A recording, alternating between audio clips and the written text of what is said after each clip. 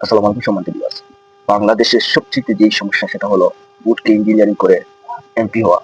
এটা দীর্ঘ বাংলাদেশের শুরু থেকে এই পর্যন্ত চলে আসছে। আপনি দেখবেন এমপি সংসদ নির্বাচন থেকে একদম ইউনিয়ন নির্বাচন পর্যন্ত এইভাবে মানুষের ভোট কারচুপি করে মানুষের হক নষ্ট করে এইভাবে ক্ষমতায় চলে আসে। তার একটি সিস্টেম হলো আপনারা প্রথমে দেখেন জাতীয় নির্বাচন। এইখানে বিভিন্নভাবে কেন্দ্র দখল করে জনগণের ভোটকে ওই সময় বঙ্গবন্ধু যিনি আমাদের জাতির পিতা এই সন্ত্রাসী এই গাজাপুর সন্ত্রাস ওই সময় শুরু করেছিল।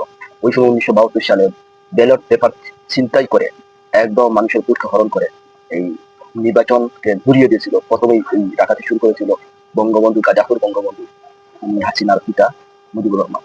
এরপরে আপনারা দেখেছেন তাকে হত্যার পর মুজিব সরকার পরিবারকে হত্যাকাণ্ডের পর এই বেইমানি করার পরে তাকে পরিবারকে হত্যা করা হয়।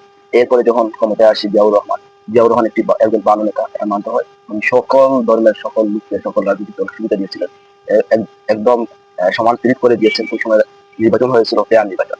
এরপরে যখন আমরা দেখলাম বিএনপি ক্ষমতায় এসেছিল 1991 সালে, আসার পরে আবার যখন ক্ষমতা হস্তান্তর করেছিল তখন বৈষম্য বা এই ক্ষমতা দিতে তারা মানে তাদের মাধ্যমে আবার নির্বাচন করার চেষ্টা করেছিল এবং নির্বাচন করেছিল দলীয় সরকারের অধীনে সংবিধান পরিবর্তন করে। ওই সময় আবার মাত্র 2 মাস বা 3 মাস বিএনপি ক্ষমতায় থেকেছিল। ও খুনি হাসিনার মতো খুনি হাসিনা